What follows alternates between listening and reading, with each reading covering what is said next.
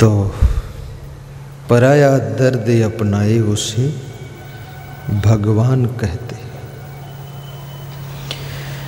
पराया दर्द अपनाए उसे भगवान कहते। पराया दर्द अपनाए, सब गाओ, उसे भगवान कहते हैं। किसी के काम जो आए उसे इंसान कहते हैं। किसी के काम जो आए उसे इंसान कहते हैं। दूसरे के सुख में प्रसन्न होना एक साधना है। किसी को अच्छे कपड़े देखकर पहने हुए मन में खुशी हो कि ठीक है। किसी को अच्छी गाड़ी में चलता हुआ देखकर गाली न दीजिए, निंदा न कीजिए, ईर्ष्या मत कीजिए, शुभकामना कीजिए। ठीक है, इसको प्रारब्ध पुरुषार्थ से मिले। किसी का अच्छा मकान देख करके शुभ कामना करो कि ठीक है, प्रभु का मंदिर है। ईर्ष्या करने वाले की शक्ति ईर्ष्या की आग में जल जाती है, उन्नति उसकी रुक जाती है। अपने बारे में सोचो, दूसरे के बारे में सोच करके अपना समय, अपना श्रम, अपनी बुद्धि को व्यर्थ मत गंवाओ। मुझे क्या करना है, कैसे करना है, कितना करना है, इस बात का विचार कीजिए। आगे बढ़ो और बढ़ने दो। ये दुनिया एक उलझन है, कहीं धोखा कहीं ठोकर। कोई हंस हंस के जीता है, कोई जीता है रो रो कर। जिंदगी में कभी जीत होगी, कभी हार होगी। हार में दुखी मत होना। कितने लोग चुनाव लड़ते हैं, 10 लोग चुनाव लड़ रहे हैं, निश्चित है एक की जीत होगी, 9 की हार होगी। हार हो जाए, हार को भी गले का हार मानकर पहन लेना। बाहर की हार हार नहीं होती है, भीतर की हार असली हार होती है। अगर भीतर से हार तुम नहीं माने हो तो बाहर की हार भी एक दिन तुम्हारे गले का हार बनेगी और जीत का त्योहार बनेगी। क्यों घबराते हो? कितने लोग चुनाव में हार जाते हैं तो उनके घर में ऐसा लगता है कोई सगा मर गया, इतना दुखी होते हैं। अधिक दुखी होने का अर्थ है कि अगले चुनाव में फिर हारने की तैयारी कर रहे हो तुम। दुखी मत हो, जीतोगे, समय आने दो, घबराओ मत। जीवन संघर्षमय है। Struggle is a life. समय को पहचानिए, अवसर को चूकने मत दो, हार में भी मन को दुखी मत होने दो, सदैव प्रसन्न रहो। राम भगवान वनवास में भी प्रसन्न हैं, अयोध्या में भी प्रसन्न थे। उनकी विशेषता देखिए, पैदल चल रहे हैं, केवट से नाव मांग रहे हैं, केवट इनकार करता है तो भी मुस्करा कर खुश होकर बोलते हैं कि कृपा सिंधु बोले मुस्काई, सोई कर जही तो नाव ना चाहिए। कलाएं सीखो उनसे कि एक साधारण व्यक्ति केवट भगवान का कहना नहीं मानता है, फिर भी वे मुस्करा कर बोल रहे हैं, उससे खुश हैं, नाराज नहीं होते, क्योंकि राम समझते हैं ये समय समय की बात है।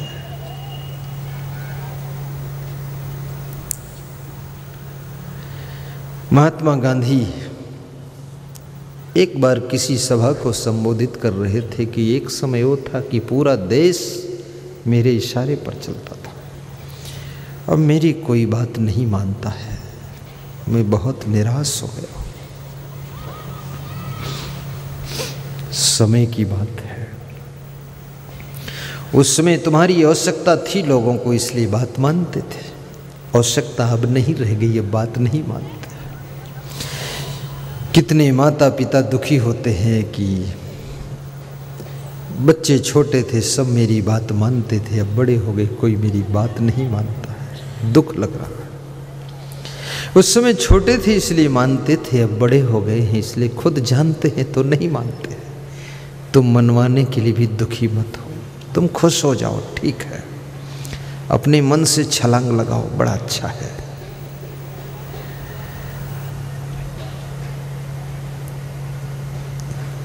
पर दुखेन यु दुखी सुखो यश परश्रिया संसारे यस्मिन सह विज्ञेया साक्षात देव हरि स्वयं।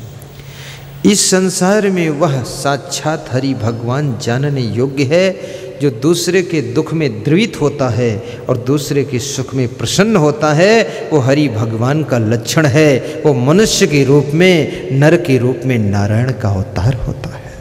ऐसा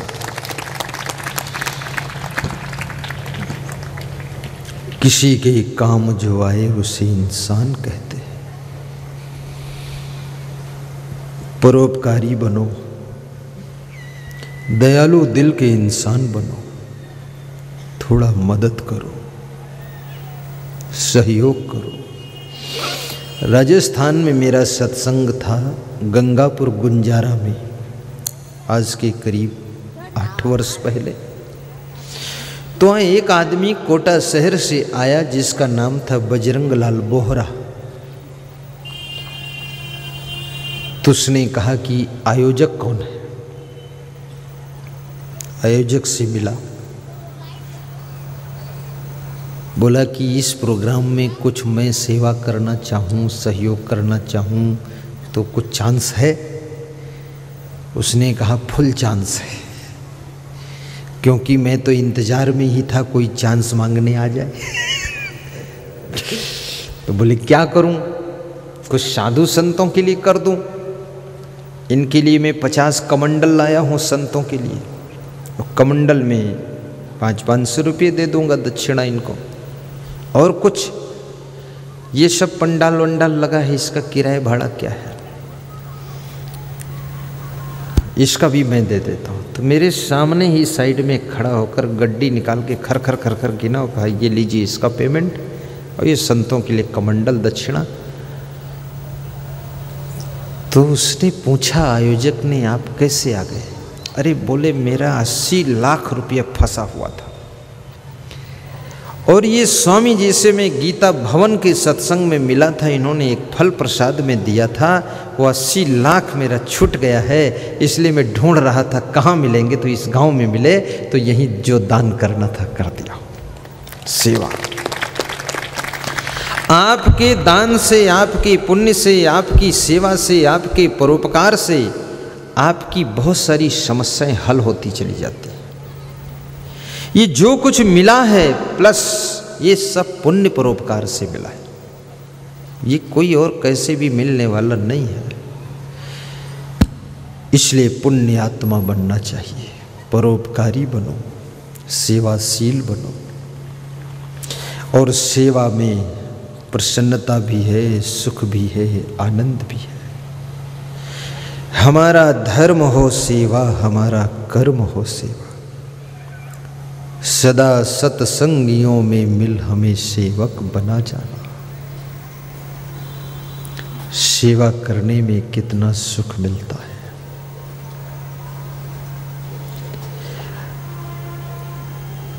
श्री कृष्ण संदीपन गुरु के आश्रम में लकड़ी तोड़ने जाते थे, कुएं में पानी भरने जाते थे, झाड़ू लगाने की भी सेवा करते थे।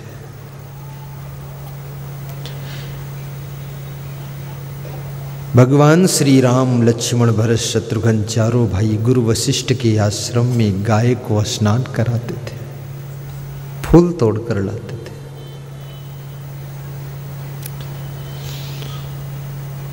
सेवा से शरीर का व्यायाम भी हो जाता है, सेवा से समस्या का निदान भी हो जाता है, और सेवा से अहंकार का खात्मा भी हो जाता है। जितनी छोटी सी छोटी सेवा तुम करोगे उतना बड़ा सा बड़ा अहंकार खत्म होगा। इसलिए भीतर छुपा हुआ अहंकार हमेशा तुमको छोटी सी छोटी सेवा करने के लिए मना करता है। झाड़ू लगाना हो अहंकार मना करेगा, पत्तल उठाना हो अहंकार मना करेगा। ये अहंकार कोई ना कोई रास्ता अपना जिंदा रहने के लिए ढूंढ लेता है।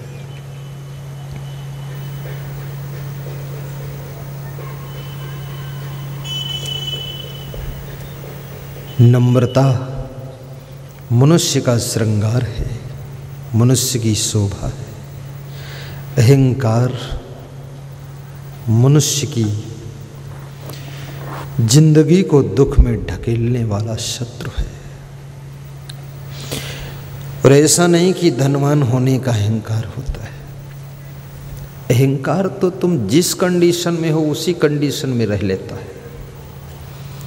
अहंकार के लिए धनवान होने की जरूरत नहीं है, निर्धनों को भी अहंकार रहता है।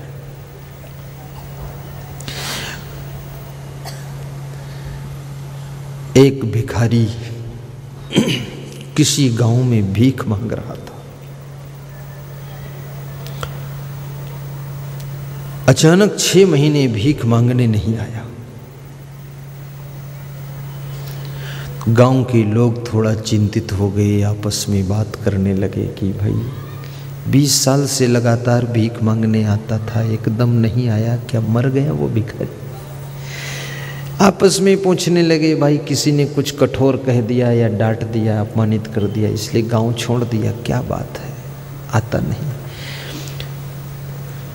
तुम्हें रोज रोज कोई व्यक्ति मिलने लग जाए तो उससे भी तुम्हारे रिश्ते जुड़ जाते हैं, प्रेम जुड़ जाता है, उसकी याद आती है। उस भिखारी से भी प्रेम जुड़ गया, भिखारी की याद आती थी। 6 महीने के बाद भिखारी आ गया तो गांव के लोग इकट्ठे हो गए, बोले दादाजी गांव से कुछ नाराज हो गए थे क्या? 6 महीने तक भीख मांगने ही नहीं आए। हम लोग इंतजार में थे कि आप आओ, आपको भीख दे दें। तो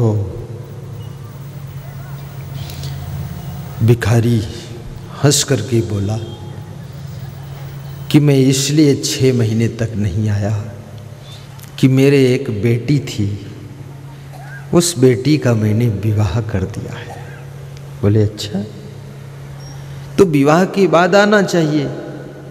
बोले इसलिए नहीं आया बाद में, क्योंकि ये जो गांव है ये मैंने अपने दामाद को दहेज में दे दिया, तो मैं नहीं आता हूँ, मेरा जवान दामाद आता होगा। बोले हाँ, एक जवान भिखारी तो आता था।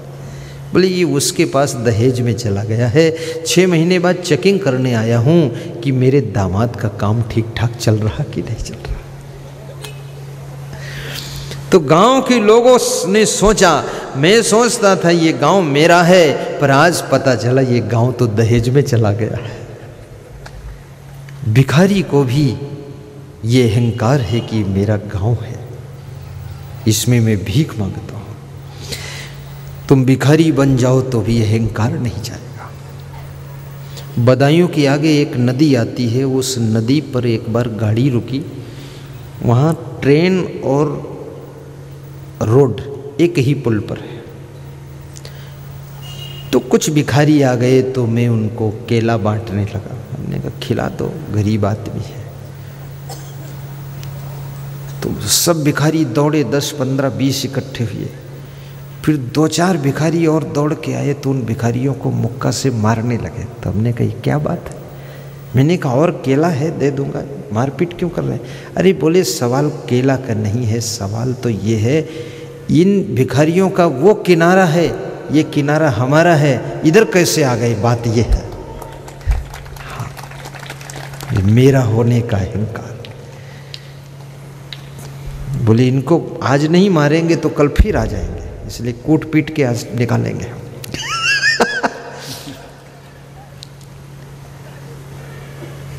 अहंकार हर कंडीशन में जिंदा रहता है। तुम साधु बन जाओ तो साधु होने का अहंकार आ जाता है, तुम बूढ़े हो जाओ तो बूढ़े होने का अहंकार आता है। तुम कहने लग जाते हो कि ये बाल धूप में सफ़ेद नहीं हुए हैं, पूरी दुनिया देख ली है, क्या समझ रखा तुमने, इस तरह भाषण करोगे। बूढ़ापे का अहंकार है। तुम सब त्याग कर दो तो त्याग का अहंकार आ जाता है कि क्या समझते हो, सब मैंने लात मार दिया, कुछ नहीं रखा हूं। ये भी अहंकार सताता है। एक आदमी साधु बना, धनवान घर का साधु था। इसमें कई मॉडल के आ जाते हैं और सबसे मुकाबला मेरा पड़ जाता है। मैं तो सबको एडजस्ट कर लेता हूँ, धनवान निर्धन जैसा भी हो। तो वो साधु अपनी संत मंडली में बार बार हनक से बोलता था, क्या समझ रखा तुम, ऐसे वैसे हम साधु नहीं हैं, 30 लाख पर लात मार कर आया हूँ। तुम चल दिए वहाँ झोपड़ी से निकलकर। तो सब साधु उसको डर जाते थे कि भाई 30 लाख पे लात मारा है और ज़्यादा बात करो तो एक लात हमारी भी मार देगा। ऐसी समस्या, सब घबरा जाते थे। उसमें एक साधु एक दिन बोला कि 30 लाख पर लात तुमने मारा है, कुछ लात ढंग से लगी नहीं है, लात बार बार याद क्यों आ रही है, वापस लौट के जाओ, एक बार और लात मार के आओ, दोबारा याद नहीं आना चाहिए। तो उसको लगा कि वास्तव में राह हक हरगिज न याबी तान गिरी 4 तर्क, तर्क दुनिया, तर्क उकबा, तर्क मौला, तर्क तर्क। यानी त्याग करने के अहंकार का भी त्याग करना, ये अंतिम त्याग होता है, उसका अहंकार भी छूटता है। त्यागी जगत को घूमी न देखे, मानुष जन्म सुफल करी लेखे। त्यागी जगत को घूमी न देखे, मनुष्य जन्म सुफल कर लेखे। बनि प्रतिकूल न गुरु के रहिए, पालन राय सदा दिल चाहिए। मन सोहरौना नहीं बनावे, सहनशील बनि आप रहावे। मन संकल्प करे नहीं पूरा, जान के बंद तजे ते सूरा। वस्तुन प्राप्ति माहि तजी संचय, खास आवश्यक राखिय संचय। नहीं समाज को पीड़ा देवे, बने तहाँ तक हित ही सेवे। त्यागी जगत को घूमी न देखे, मानुष जन्म सुफल कर लेखे। बनि प्रतिकूल न गुरु के रहिए, पालन राय सदा दिल चाहिए। जो कुछ अपन मानी जहाँ लो, सो सब इष्ट काहि दिल गुण लो। गुरु उपकार मान दिल धरई, गुरु की निंदा कबहु न करई। धर्ममयी अंत यही भांति, मार्ग विघ्न न ताहि भेटाती। सावधान हो इष्ट सदाही, अपने काम में पूरे रहाई। उपकारिन में उपकार गुरु, दानिन्य में गुरुदान। रक्षक में रक्षक गुरु, गुरु समन त्यागी जगत को घूमी न देखे, मानुष जन्म सुफल करि लेखे। नि प्रतिकूल न गुरु के रहिए, पालन राय सदा दिल चाहिए। गुरु की कृपा अमर पद पावे, अमर आए अमर रही जावे। अभय दान गुरु वाक्य निदेशा, भय भ्रम भागे गहत निदेशा। चिंता रहित आप गुरु जैसे, करि निश्चिंत जीव कहत से। सब जग मन के धार में, बहे जात बेहोश। गुरु बिन कबहु न पार होए, कलह कल्पना जोश।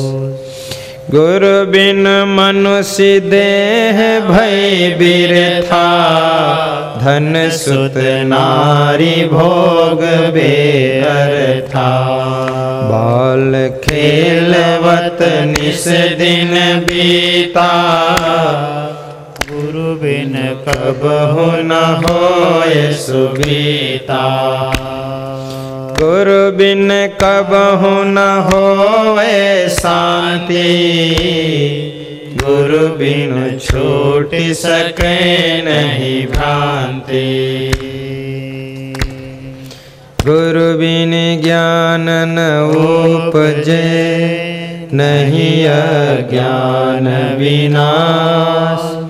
बंदो गुरुवर देव को, जिनसे भ्रम तम नाश।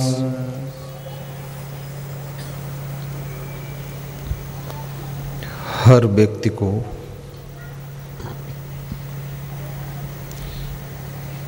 श्री कृष्ण कहते हैं, यदि शांति चाहते हो,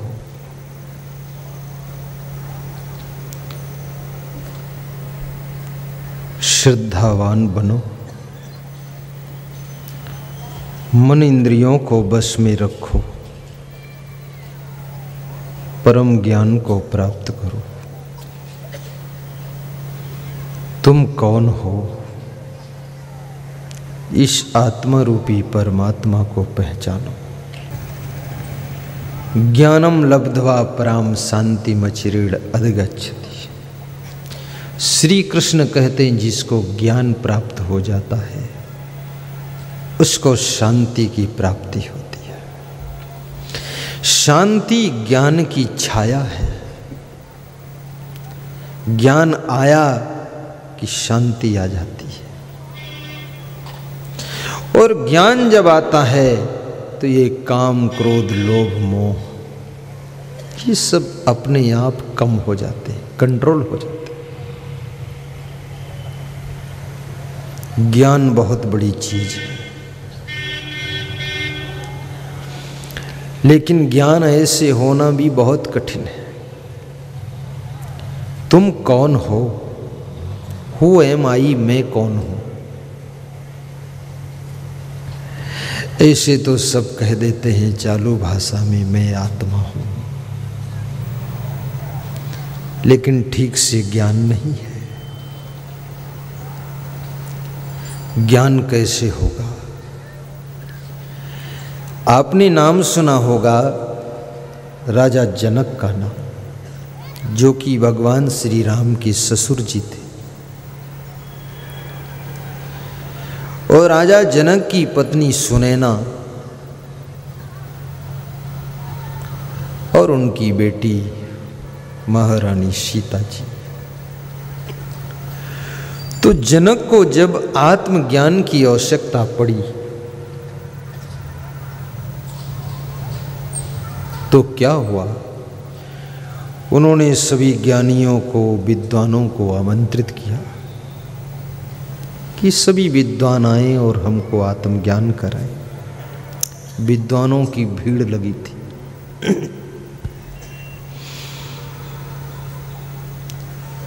पूरे देश में सूचना प्रसारित हो गई कि राजा जनक आत्मज्ञान प्राप्त करने के लिए बहुत बड़ा सम्मेलन कर रहे हैं। देश विदेश की विद्वान ज्ञानी सब एकत्र हो रहे हैं।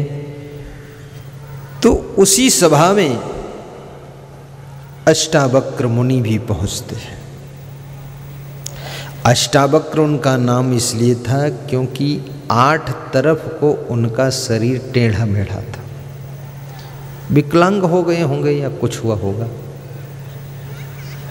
8 तरफ को टेढ़े मेढ़े थे। तो अष्टावक्र जब राजा जनक के दरबार के मेन गेट पर पहुंचते हैं तो वहां एक बोर्ड में नियम लिखा था कि जो जितने शास्त्र का विद्वान है उतनी बार नगाड़ा के ऊपर डंका बजाए, डंका मार दो। तो अष्टावक्र ने डंका उठाया और 1000 डंका मार दिया। इतने तो शास्त्र भी नहीं है। तो डंका बजता ही रहा, नगाड़ा बजाना बंद ही नहीं किया। तो राजा जनक को सूचना मिली कि कोई ऐसा विद्वान आया है जो आधे घंटे से नगाड़ा बजा रहा। शास्त्र कितने हैं?